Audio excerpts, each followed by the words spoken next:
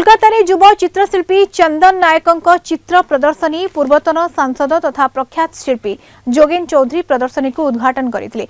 ओडिशार बण जंगल नदी और मंदिर सहित सामाजिक स्थिति को प्रदर्शनी चित्रपटरे परिप्रकाश करा जायछि।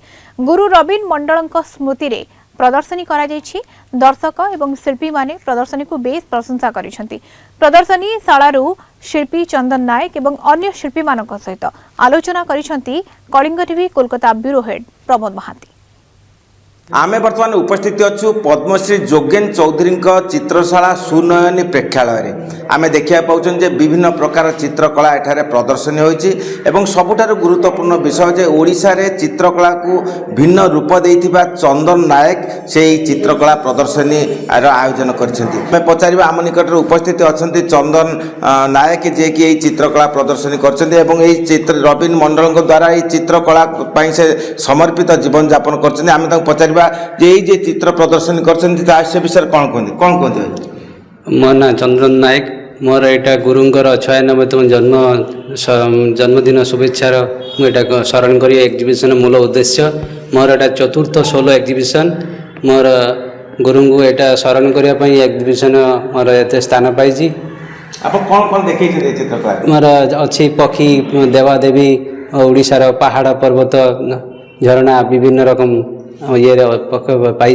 प्रकृति आप सबुठारु अति मूल्यवान चित्रपट केते मूल्यवान तो चित्र 20,000 30,000 ऊपर को भी अच्छी कारण आमर दैनंदिन जीविका अर्जन करने पेट चलवाई आम बाध्य अल्प मूल्य देवाक बाध्य पड़ू कारण रंग चूड़ी कैनवास किनापी मटेरियल सपोर्ट दरकार कारण बर्तमान तो मार्केट सेमती भल ना बिक्री जे राताराति हो अनेक लड़ाई करिया पड़े। नानान रकम काज करेছে পেঁচার ছবি গণেশ তারপর ল্যান্ডস্কেপ করেছে নানা রকম আর মন্দির সবগুলোই এক এক রকমের ভালো লাগছে আর কালারিংটাও আমার খুব ভালো লাগছে ছবি দাঁড়িয়ে বেশ দেখতে ভালো লাগছে। ম্যাডাম কি বলেন এই চিত্র প্রদর্শন দেখে?